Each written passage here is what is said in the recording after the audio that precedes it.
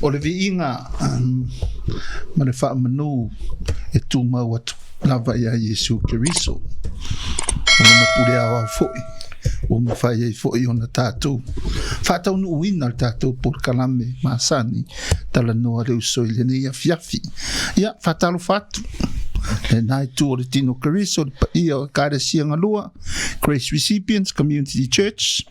ia whape foi ma le Grace Point Community Church whātalo whātu foi tō whai a niu mawola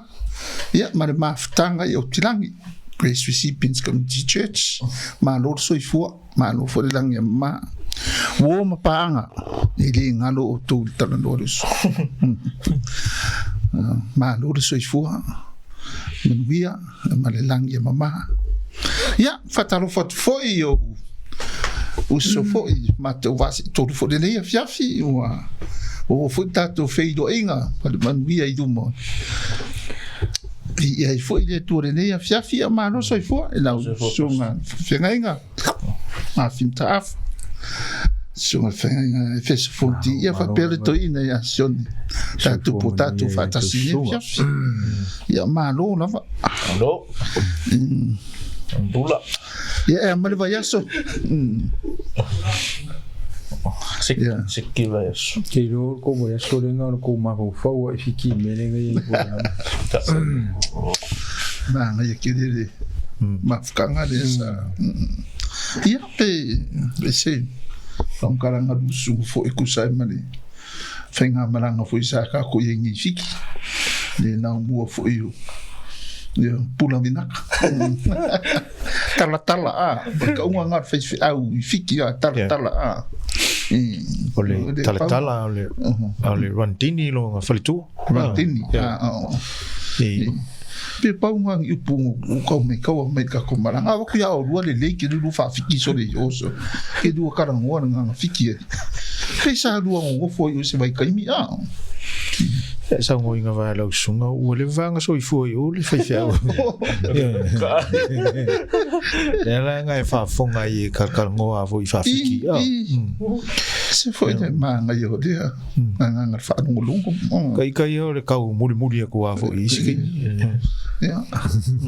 o ia o kasia so upuke do wa fa fika mo pe o tala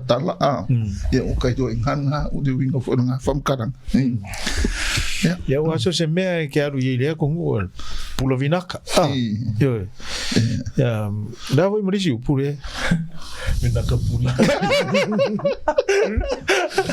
verdade o mo no kai fa lo ro nga lo la o fiki fa fika ya so it's a very nice country ko i manga i ala va fo yo ya ko o le mere o ke o foi ke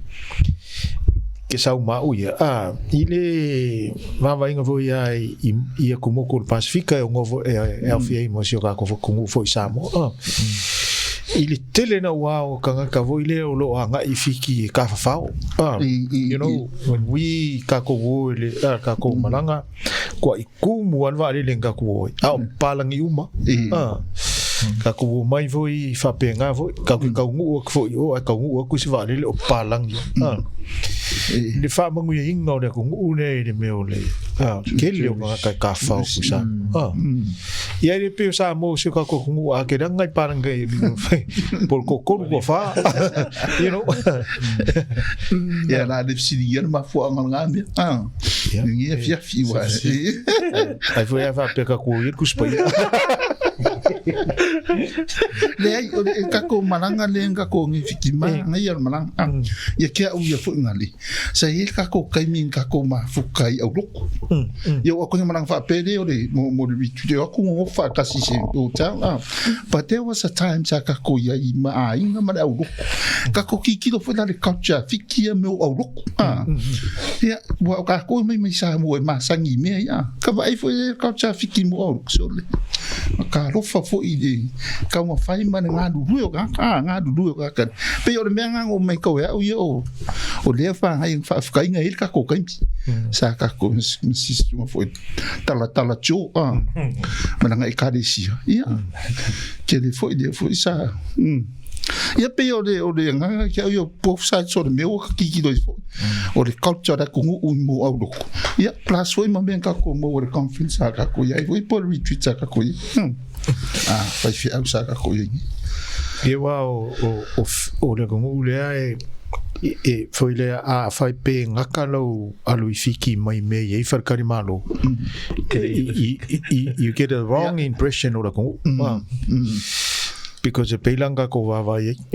ko ai se mau ane me o farkari malo me nga ko ye marka ko mai I me ngo foi tanga pe mai au loku it's completely different it's a different story lo sau ko pe kau fai ala kalanga pe kau mau ale over fiki pe sau ko ia vi ia le sa fatonu man viale amo malo ta po ia to ina fa ka singa fiafi dai fu mutalo mama non era ma fa fo I tino au ia o ngia ku wa ku fo e fo I fo I ka kamara ko wa e so era ku fika I pe o sa mo ma ia pe ia vo ia ka ko ja mo fai vai ka ko yo fai vai fo yo ia malo sini lewa wa da tutto I fero e foi langa le io le to le nia fiafi o te manaki ia o le nia fiafi la o walu sa o lo ka kusin mo ia ia se anga sala e le faamagaloina e le atua I le Kerisiano Tako karkan mo funi po ini buang sala I le faamagaloina ia pe la fokier ko basi ko ia mo ka ko sin mo buang nga ngia fias nga fa loato I le fsinga pas kan fik kau ile le romalia evalu fe mo for my therefore there is now no condemnation for those who are in Christ Jesus men fasamo o le nei o le fasala ie o ia Keriso Yesu o le savavali I la le tino ai la le nganga mai na si e se anga sala I le faamagaloina le tua I le Kerisiano e kusa I male la nganga paulo ele ai wa e ala on nga ye le fasala onga wa ye le sala ai alanga ku ma le sala pe va penga o le se faamagaloina amankua pe a fatulanga le ile metstonga o la kusi paulo I tangata ua faolaina na tu si Kerisiano ve mai o le nei o le ai se fasala ie o ia Keriso Yesu peong fatu o le phrase lava ngai fie lava paulo in Christ in him o le ko fa fengo fie pe fa matala menga o e u faolaina ele ai se fasala ie u faolaina ie o ia Keriso ie literally lava mai in Christ Jesus a fasa moa word to word ie totonu ia ie o totonu Keriso per me va kuso o lava Elise spiritual blessing a fafua to Keriso. No spiritual blessing outside Christ. Every spiritual blessing is in Christ. La vea ela marmelo o fsile le afia file nei. O le faamagaloina nga sala o se tasi o manuia po mea lofa a le tua I le Kerisiano a le mawala I fafoko Yesu pero kala le Apollo I'm gonna read it again for me o le nei ua le ai se fasala no condemnation le ai se fasala I o ia Keriso Yesu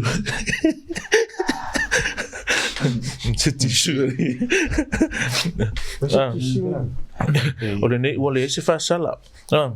longo winga la e o lawa I el faamagaloina longa inga ele ai se agasala wala ve mai ele ai se faasala ie o ia Keriso Yesu longa inga there is forgiveness Pero vetu e ia le faasala I le agasala o le agasala lava ia ka kaunga faasala la ve mai ia fsili e ia se agasala ele faamagaloina ele tua I le Kerisiano o kali ele se agasala faamagaloina e le atua agasala uma lava agafafega kokogi ma faasala e le atua le agasala ma faasala ia iesu ga ave ia iesu ia le sala lenga ua e kusai malakalaga apolo pe avape skalpupu ele ai le se me ka os Kerisiano ele i faamagaloina nga alanga nga faita to ma Kerisiano ona ua faamagaloina a tatou agasala aga fen kupunga mea God punish our sins ia Yesu mea nga maliua ia Yesu ia pe Ai fai mai ia Paulo foi le tusi Roma taupu ole fai pu a masani ka ko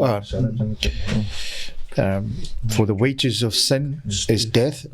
but the free gift of God is eternal life in Jesus Christ our Lord no winga e faasala ina tātou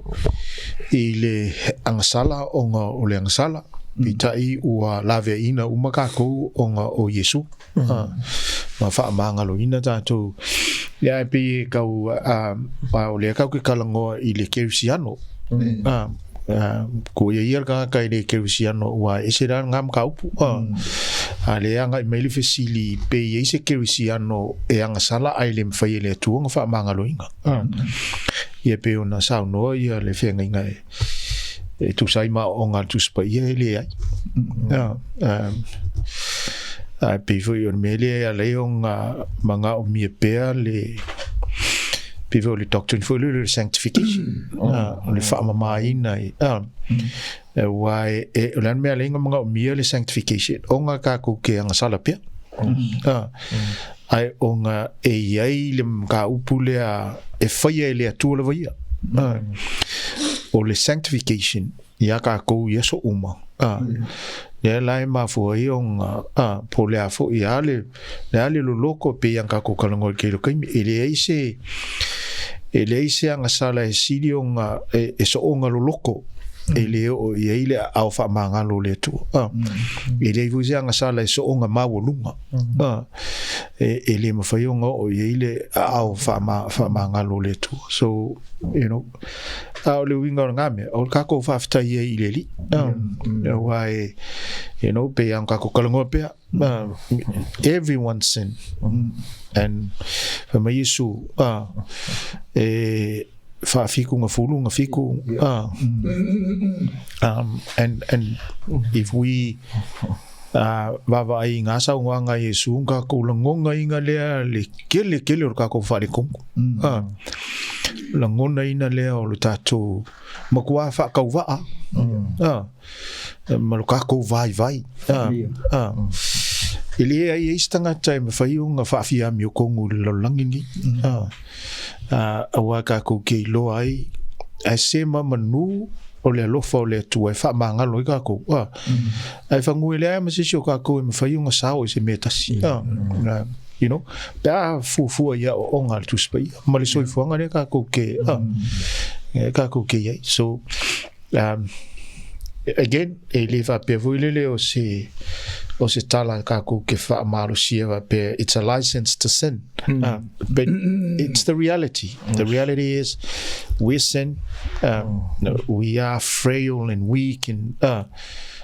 but ele ia se me nga me le mfaiung fa mangalo ka ko ele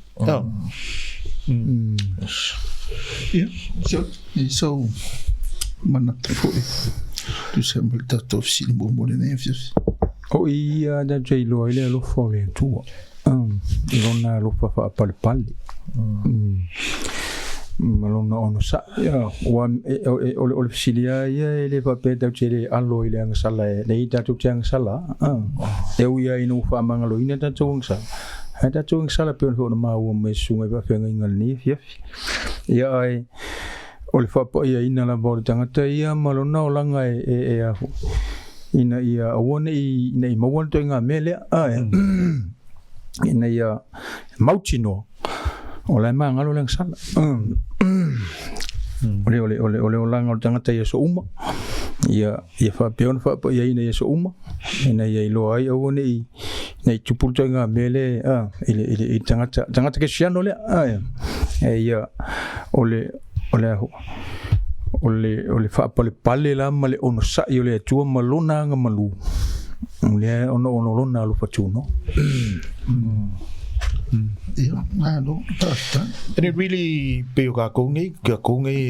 le ka ko ke la nga ina tu spa e fa mana tu mai tatu le mele a foile le to refrain from preaching condemning messages as if we don't sin. You know, sometimes I feel the problem is not the message of the Bible. The problem is the message of the church. Ole pe ole fe au le ka avele loku le pe ka se me e wi nga mangingo le fe au tu spa e fa mangaloina ta to le lofa le tu you know ka ko ke anga sala uma fe au ngan ku spa ka ko ke fa lango uma le lofa tu no le tu ka ko ke mangalo i ka ko mama fe au ngan ku spa e be a fol fe au loku pe nga pa ia le iska ka ai pa you know ka mo mele kala le ke feku you know and it's you know it reminds us in ka ko ngi followinga le kuspa ia inga ia malo yo tidi wa mutino fo ima wa lo mele tali voltato si di mo te lo fa maria ina fo ile ya wa fa maria ina lo sunga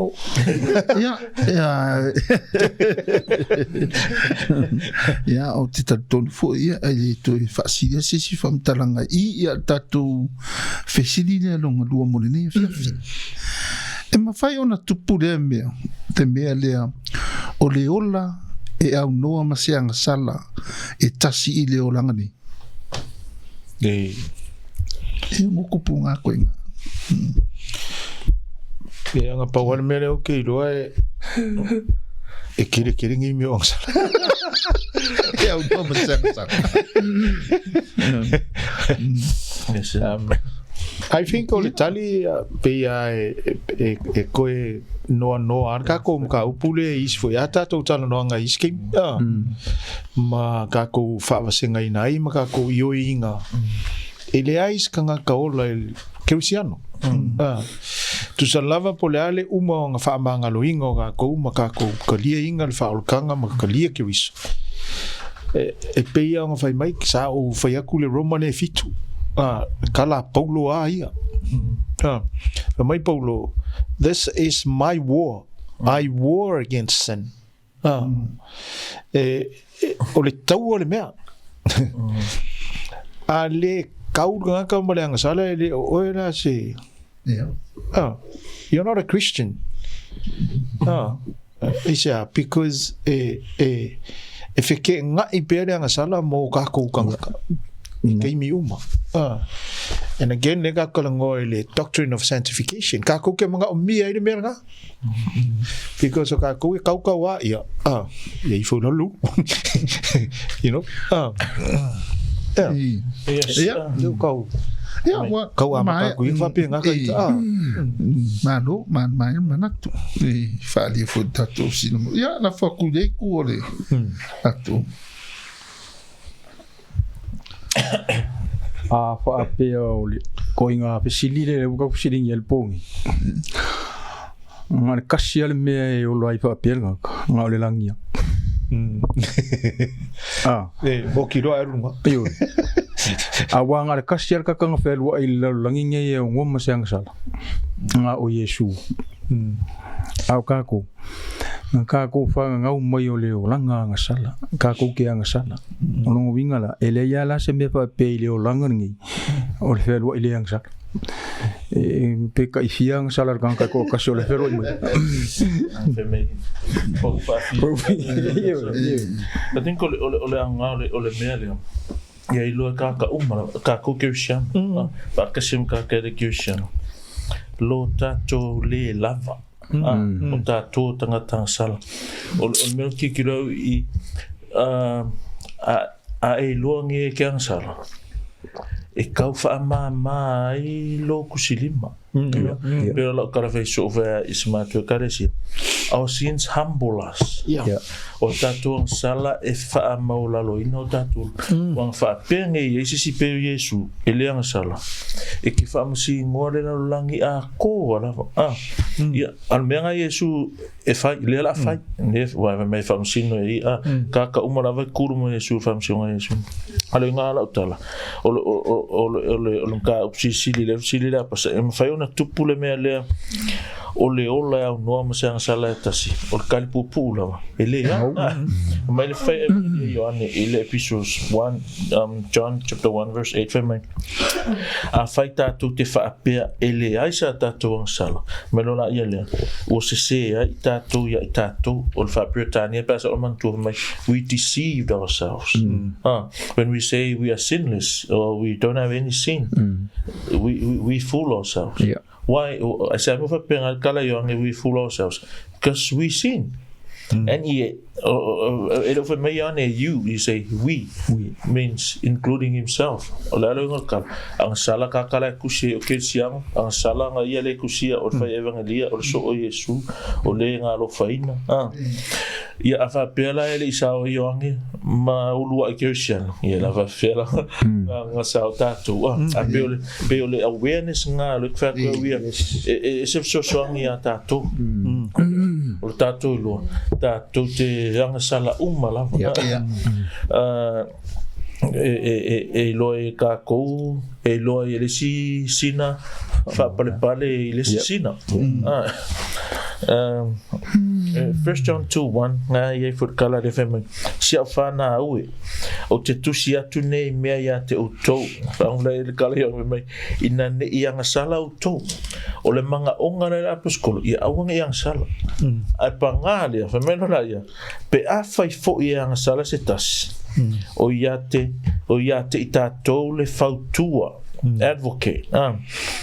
I luma o le tama o Yesu Keriso lea o lea mi o tonu pea me le whakso langa ang sala tātou ang sala lalulang Paulo nga zese o ka kou ang sala o faamagaloina we are forgiven sinners those sinners in the world they still live in sin we sin but we don't live in sin we have a new nature akako ang sala e guilty kako and then spring to God for forgiveness but those people they live in sin it's nothing that's their nature their sinful nature we have a nature of Christ kalanga a Paulo when we sin we feel guilty and we beg God for forgiveness before sala that's nothing that's our nature pero vaku ya sola umasa pusapia e kere o ngā pise me kiminika azonge e ke mapa e lo we o lang nga sising lang fui le wa e faulaing we le natura fo so or kalivavela ele mafai se nga ola se o langa e au no masala that's the best thing about heaven pela ka o e so to ina na families fair it's not the golden streets and streams the best thing about heaven is the absence of sin which is really nice o me pikusinga manga ele lang o le ko ia se agasala lo inga la faka ku pole me ngala o le ola no mo se agasala one of the biggest problems ilimele on I categorize kako le agasala we sa ili tala le kako foi la unga sai o manasa tama ko kakalongo muriange mo officially nanga le sa ka we le what do we do if we see a gay couple walking into the church leo sa vali mai ngai se ungali foi le kama luku o le al ka ko me fai you know and he said o le mea lea kaunga makua malama le if we see sin from God's perspective, e lea ima se senga o le mea lea whai e kangaka ia, ma le pepelo lea whai e kako, i le sila ngā lea kua, i le mea lea ka o le agasala, you know, but o le kawhai fwoi lea, o le whawhita o le tele lea o le loku, o ngā ua characterize le agasala. Pe fōringa mai ai, e le agasala la po ama le agasala la ikiki. I le sirisila le kua. But for God, there's no big and small sin. Sin is sin. And therefore, pe manga irkala manasa. O le mea lai whai le gay marriage, le gay couple. It's just the same as a straight couple doing something else sinful. You know? I le sila ngā ni aku. So, le winga voi leo kako, kala le whai. Ia, wisen. Po le alavar ko i ngā whai ngai whai, hei le meo le agasala. Sin is a sin. And all sins are punishable. I le sila le atua. Thankfully, all sins are forgiven. It can't be forgiven. I le sila vo ele ko. Yeah. Mo fe fo ni so swangi ni fe. Mana tfadi. Ma le vo orang sara. E di sang sara rapo, e di sang sara la ikiki. And kailo e foi le ko sunga, but this is one of the ngo sawa ma ule mele le ke se ngolo ma fau il ne wo ma ka kalango manas ba ko kalango manasa aka we manasa le mele because this is one of the biggest problems. If there's any avape yesi challenge ma wo lunga le loku o le challenge le mele you know, we know ngevai kemi for example, Australia, ngai ka mai ka ngaka e mo le mele le ufai ngonge le LPG something. A lot of the laws le ko ngai. O fau sia e fu i ma fau ko ngaka ia. Yeah. Inga ia faamagaloina ngai le manga onga ngaka ia. O le fisili na le o le mea le loku e fai are we still going to condemn or do we see them in the eyes of Jesus? I mean, we ele me voile le va pe ka ko ke fa malo sier me la fai. But pe me fai nga fai nga luenga inga ia. Awa ava penge anga mai se ke couple il ka ko loku. On fait si kele. Why do they come to church? Ele kali auia e yai le mela I ko kongo nga ia. Something inside them to say there is God. Nga mafo engo mai loku because they know what the church is for. You know, otherwise they would never walk into a church. Okay, so I think ole fika, because there's two sides to this thing.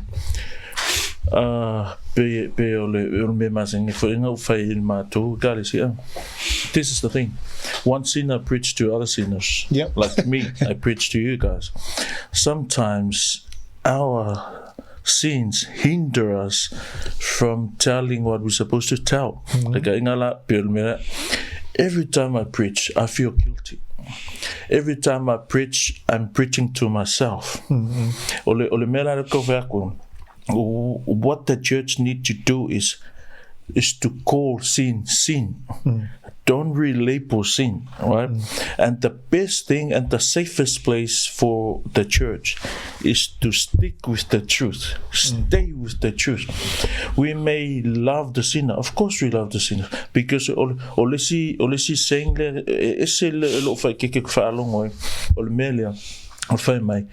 God hates sin but loves sinners. beyond medicine also need more clarification. Because that same God that loves sinners, lefe meka o le meka ko lo fe meka kuspa ia o le fullness o le tua ia Yesu, the truth and grace. Eles kaka pixilinga ko me ia ngai lo Yesu. When he speaks about the truth, that's his judgment. He's gracious and he's righteous as well. He doesn't wink his eye at the sin. He punishes sin. Ele fa vier makole tu lang sala. E punish ele tu asa because he's righteous. And because Hamilton fa sala lang sala ay lofa fo. Na o lela fa kulitala. Ia ofa kasi le tatu alofa ma le respect o le upumonia le tua. One thing God cannot do is to violate his word. O kelela ke mi pe ua fonga le ua too much kelele le famasingo. Ia menga le present o le truth in love. A wai le o tangata uma fo e o le loko. E iai le anganga sa ole e ale ngan le lotu o le mela so soangi o mela me mo o so soangi mele o lo ma fo I attribute o le tua. You know, where does this attribute and that attribute involve in me ngai ka ingala peila le sovereignty o le tua. O sovereignty o le tua le uka ko fa penge ai a fa pela esa vali mai ia e porque ka inga penga ka le wo mai ia ke ka po kongolo. What are we going to do? Fa ka ingala poka ikalele is training much background in mamlam. I think the best thing we can do is to kindly, lovingly tell them the truth. But many times we underestimate the power of the truth. This is the most powerful thing existing. While you tell them the truth, maybe they will upset, maybe they will be angry, maybe they will think you judgmental. But that truth, with the Holy Spirit, who is the author of the truth, sovereignly working in their hearts. Because on Memo Kingoa, no gay in heaven. No way God will allow a gay person, still gay, go to heaven. Only the gay that will repent. Or gay love a repent and acceptance of his sin. Otherwise will be compromise the truth. I think the safest thing for us hold on to the truth, and at the same time make sure lo langi eke lo fa la ko pero talang fa do de sia songa e si so fa penga makonga luenga ko ku fangi pero la songa la ku fa ku fa me ya. Are you a pastor? I don't know who told him or whatever one makes him say yes. For me, I knew it. So I respect him and I love him as a human to another human. But when it comes to the truth, I have to let him know where I stand, lovingly, you know. Yeah. Because when these people, let's say, I lower, like I'm supporting of that. That's a different story, you know. That's I don't think God likes that. But we love them and let them know we don't support that. I think that's the best thing we can do for them. You know, when they live in that guilty, live in that faasala, there's something's wrong somewhere, you know, and need fix. So only Atua fia kusai malefisili ko mai I pe ro sang le fungale ya wale wa maki go fungale o le ona ile au no masiang sala etasi le ona longa ile sa ole No, that's impossible. Possible man. So my at the same time, feel men ka person. Or characterize a kako yang salah. But the thing is, yang salah lapo, we don't salah like chiki, we don't salah umi, we don't salah pupu. You go for penga. The mayor live a mayor yang salah. Edi na sisi ai. Yeah, so al mafuanga le pe ke fa ko le e condemning ai ke le o isi fe au because le va ai la kare ku lungal pulula a o ye le ngupia ele o nga o nga fa pe ile o nga manga ko o ula o ke le nga sala pe ka kare ngofo mai le loku la ngupia ngalo ya isi me ia le unipia le ifia ia you know yes and le winga le ka ko kala vo le when we categorize sin then we become judgmental you know tangalela la ka ko fa senga inga nga me ie fa le ko ngori skaka engalo ya ka ko me ya ka ko ke vai lo ka ko mui lo ka ko wika fu ile skaka you know le fa mao ya o isi kangaka ko asawa le sai fa le la nga moi le va sa ko ale la sa usa sao kangaka lo ko ngo fa nga va sa so you know I mean Oleh fama mafara fuingan yang salah umakaku. Yo. Peda ini sih orang ini yang salah. Peo ting essa hor que me sola ore momoring ore message ore lokure pe ele okukusa male o ongar kuspa ia le essa peo de singa fa ka mia ile fe au lofal tu spa ia male fe au amio kongo kuspa ia momoring ore mele loko ile fe ki do kura vai ya you know ya malo messi do wa o foi semana toda fia kusai mas se dire longa dua ele se não coru ne fia ficar com fa mais fo a fa pela o fa o laina ma o fa mangaloina fo ia o nga sala o malava a sala o tele anga sala ipe Ora foi nga caro vesi foi kako fai o serviço de finca kako ia ma ko a mo nge por kalami a umi nga foi nga de piu kau ia foi que me fa finca cara e ko yo la mele au foi ma foi ma kako ia na foi ko va se ko sai marca ko silina o mun kako ma do foi de ne ia me mo pasta fa mangalo mai oilo que lo uang sala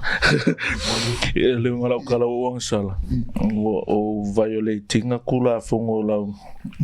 I want to read this verse 4 and verse 5 of Psalm 5 for you are not a God who is pleased with wickedness. With you evil people are not welcome. The arrogant cannot stand in your presence. If so soangia ka ika malfanga o lokau langa fia ile tua fa fia ile tua mai. You hate all who do wrong. I think contextually when he says you hate all who do wrong, we do wrong as well. We people of God, but ke lo mele e refer kanga kala do wrong ele o yai I kongo le li o le o tangata o le tua so le kom ongo ese lo le fia le mele mai God love sinners and hate sins, you know. I don't think that's biblical. Fa ke ka ingala fa fela le mele le fe mai you hate all who do wrong. So the kindest thing we can do is to tell the sinner that is wrong. You know, the difference between us and the world is we are forgiven sinners, right? And those who are in the world are sinners living in their sin. So when you know that you are a sinner, that's humble you. So instead of being judgmental, just be a truth spreader, be a truth proclaimer. And the kindest thing you can do is verbalize this truth as it is. Because at the end of the day, none of these people will be there when you face the judge.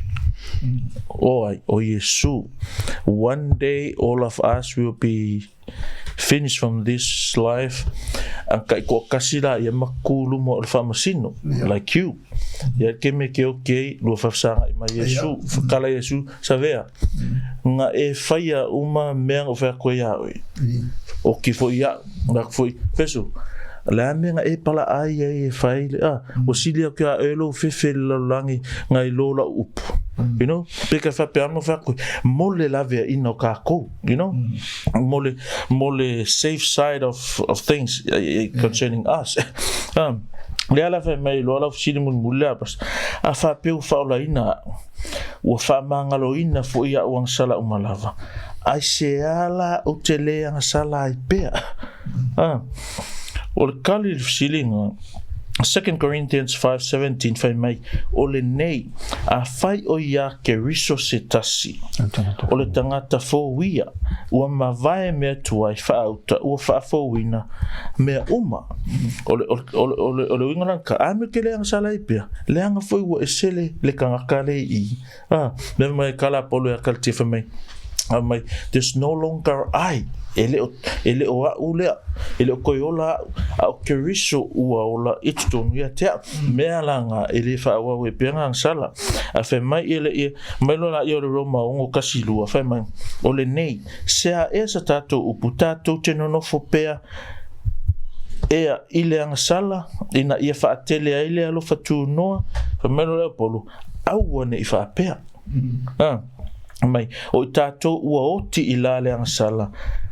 pe fa pe fea ona tato wola pe yai wo ki ka ko lang sala la mela ka kusanga sala pe o pe on va we sin every day along le mela the context is we don't continue on living in sin ele fa wa we pe on ka ko wola ilang sala nongo winga fa mai fsile a person ai se ala utele ang sala ipia or karivave leanga foi o kika ko leang sala leanga foi o fa fo wina tato ia male me piko silianga makuia so se ang sala lava it's against God, it's against the Holy Spirit amakala Yesu a faito te alo fa mai atea ia o to tasimaya polo inga if you love me you will keep my commandments. Any disobedience of God's commandment is a sin. Lo inga la a fa pela ke alo fa ile tua awo ki ang sala waso se ang sala ol falong ka ile tua no inga la sa me le o la pela ang sala la ngo ke alo fa ile tua no pe fa fengo fie ku se markara le a Yesu man así de esa como or kala Yesu sai foi mana tala Yesu fiong pa ia de tua nga sai a fai to te alo fa mai te eu to tashima ya polo ai pe di fa punga de muri ai sia la o te de mon ngoro fa fo winga o fa fo winga oi mai i yang sala ke de ko inde la ai sia la o te de yang sala i pe o ngolo fa fo winga oi yang sala mai ali na fo kuia lua to suma fenga ya mafi la se ana tu fo difficile le fier se va mourir Pesa ka ko ka kalongo fo ile o tau sisi dia ku ile fa mangingo le lo fisili le ile ale I Amerika ko kola and we said ava peule nganga le fisili fo ile ai e fa ola inga sisi on so nga fa ya le o langa male manatu e ua lava le mea whaalokanga. E pei leo scriptures ia whai mai ia le whengainga. I think that's a very wrong idea. I've seen ia fo I pe moni ua karia le whaalokanga e mawhoi unga o ngā whai pēr ia o ngā pewhoi le e a whoi le lingon mea e rea I se mga ku mawha I le mea so but yes we sin, yes we fall, we fail, we struggle, but I le ngā kāia o karia Yesu o lo I lava le matau I me whai ia me whale ko ngoi but ele se me voile le you know so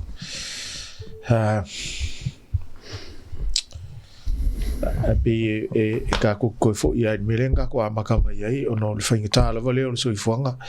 ele ai lava sesi o ka ko kusalapo ka ko kalia le whaolotanga ele lava sesi o tātou it remains sinless you know no matter how much we try and you know how much we pray and how much we go to church we still sinful it is o ka ko me whainga mai kai miu and therefore I now me I lava le whalangolango pea but me reka karango ai ina ia whamamau e ia ma le mele o le whamasingo inga o lesi kangaka because at the end of the day le vui vai mai le sungan whenga ia kako ke kuko kasia ar ke minga o Yesu e whamasingo kako ia wa kako whainga le ngā Yesu I lalongei masalo le whamasingo ngā o kako sa vea o foi que faz agora vai lavar o famsingo vai saber que fai cau for me o fa ko o lava o famsingo ara foi mo foi you know ai io yeah malo e mana le scriptures lengo fai tau me ni funga le fa pe e on la funga le ke le grace pe ngo foi pe no foi pe le sala e ke le o nga le foi de ke le ngo mai ka we pe si di mu le aisa o ngo pe o resi kar ko nga mai nga ele ro fuku ka ko pe ka ko wi ang sala ma o ke le ya ro fuku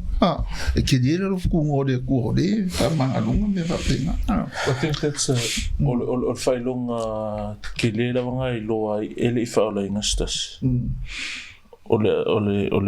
fa penga ole sala fa mai ke le Io tala Paulo nei avele lo putuno matonga fiti ale tino o menai tatu tilo tilo bisili le fiafi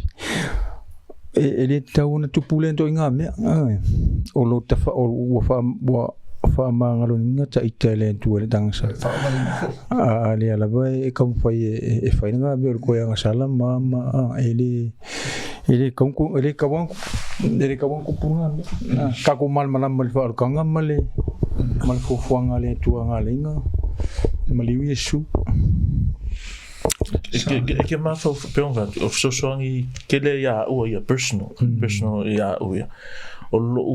lo mana tuna tu ile tu po ile tu o le tu a lofa muti vale o le tu pa ia o le tu a Hamilton o le tu a yati lana silafanga beila lo le tu e fu ia il fango lo langa e ke o la fefe ke o la mata então our saints humble us o tatu ansala e faamagaloina I tātou asea lau ka koiloa ka keleanga va ka koiloa le tatau ia ka kolea lofa o le atu o le me ka se oli that's the fear that's the fairness that's the judgment o le ami o tonu langa o le se oli uma ka ko ka ko sala anga kokongi le tu le tau o lo la o o le sa me nga fai me le tu me ia o le ale ko uma nga me it's humble me ma kipi se ai o li makus ya awai ngo kusidima yeah and at the same time you got to present the truth in love we ka we ke ulfam singo mo ya urga elan ka we ke ulfam singo mo ya urga ka e ka ofi fo ya uye me e awai nge yo ko yo o ikulanga ya stick le mele wo umanga ka kingo ile tu pa ko yes but how many times ke ka ko ke take series ngai de kala le akus pa ya o ke fam singo ko ngai fam singo inga and how many times we take that seriously you know most of us le alu le akon mengal fam singo ngo ma fo fo kala le yes and maybe if fam singo ngo lis kanga kai yeah fa me we ke avese lu ku poko le maka o riska you know aleko ki kala ngoa ile mele o le lo tatou le ngona ina we are all sinners aleki yo fa me su o ki fa o ka ko ki fa msingoga ka o ngai sia because the same thing ne ke ka ngoi fa msingo riska the same thing if I'm single right? And what do you say?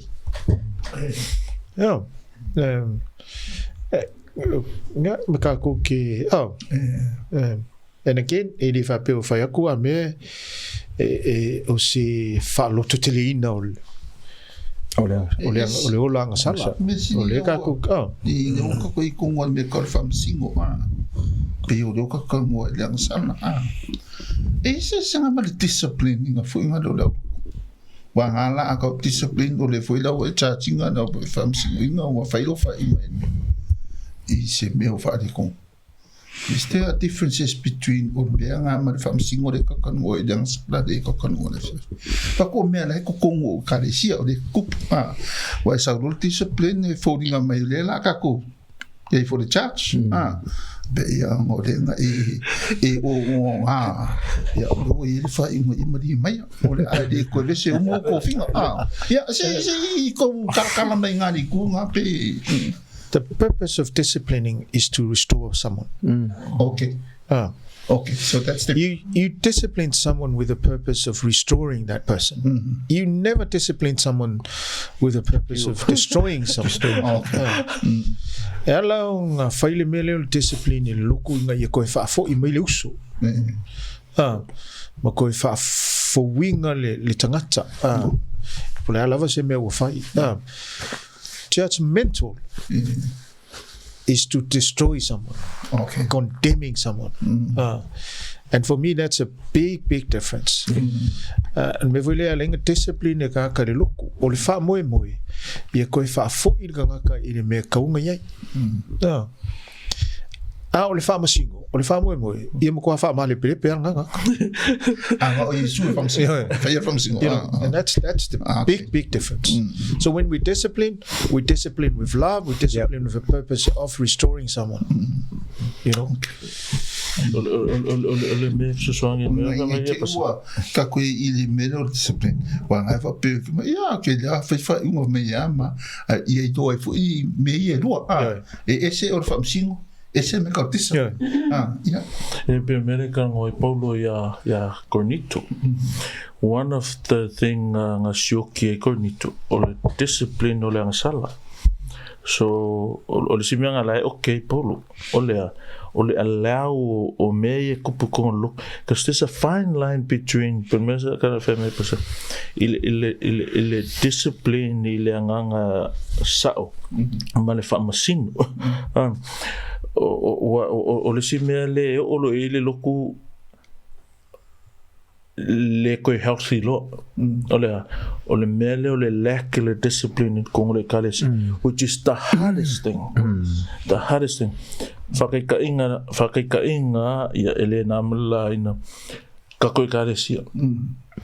The very first thing nga exercise ai, we see what happened.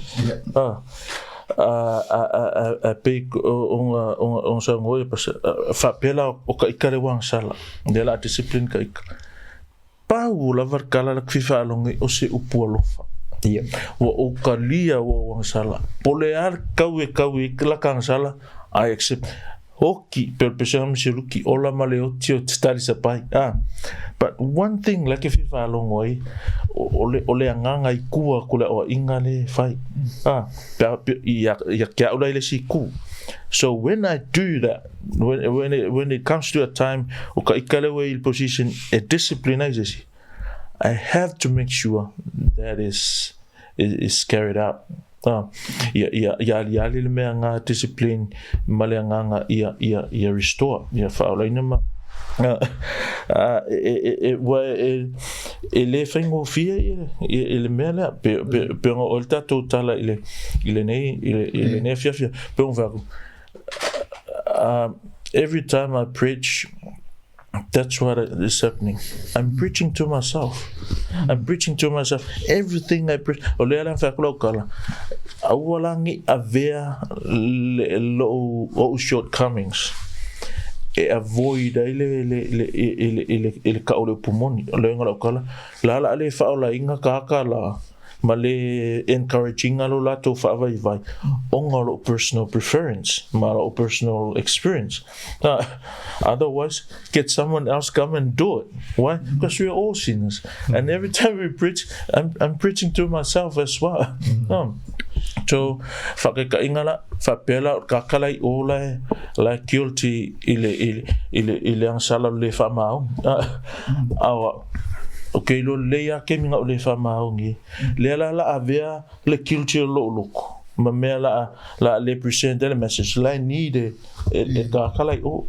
so pe o mea pe nga ile nga luenga le tātou whai whea.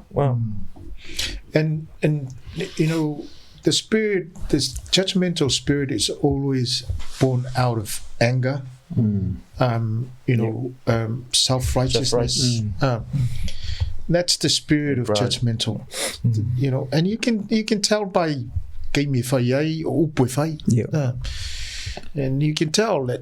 that's not discipline, but the spirit of discipline is always carried out in the spirit of love. You know,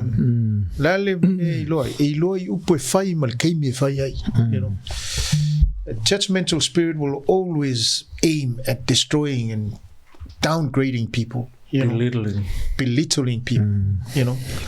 You can tell by the timing, the words. But discipline is always carried out. Eke yai lava polari se wo fai o lo yai lava malenganga e fa pale. Ai pe ko ka fo I mai ai mele ka aisea. Inga weva ai fo lava oi. E fo yo o se fo le lauso por lakanga. That's life. You know.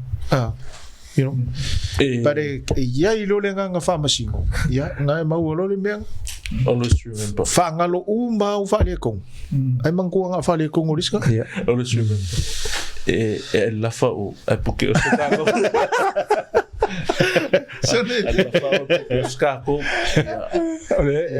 Ma le mele sono ya tafa o fam sino ele o sa wisi alofa o leika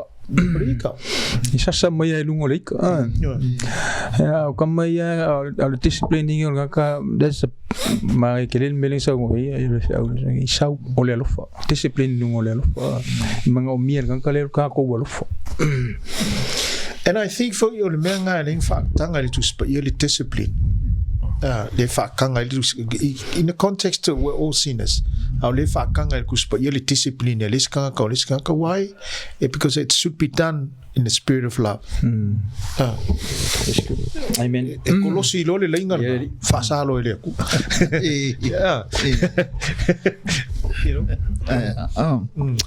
Ia, whafta ia tule nei a fiafi. Mo manatu whadi e fōi. Vinaka. Vinaka. Ia, mo manatu fōi ma. Whadi fōi tusai me tātou siri tal whātananoa ina le nei a fiafi. Ia, whamanu a pēle atua. Tau sunga I whawhenga inga matoina. Wa lama le tute fa foi ma le fai volo to avena foi o for foi no upu ya renga tai lea o le fa so foi ma le tu fa ino le fiong o la le tua ya wa lama lona on tangata ya ma to te peto le ne ya ma tu le ngar fa ftai o man te le tua le fai vai tu sai mo tu fa fenga ye ni vai tau ya ma o te tato ia ore taunu unga ngā ore Talanoa le Uso le nei a fiafi whaamanuia tele le atua I lo roto ma ia manuia tō whaam soifua amene Ni sa mode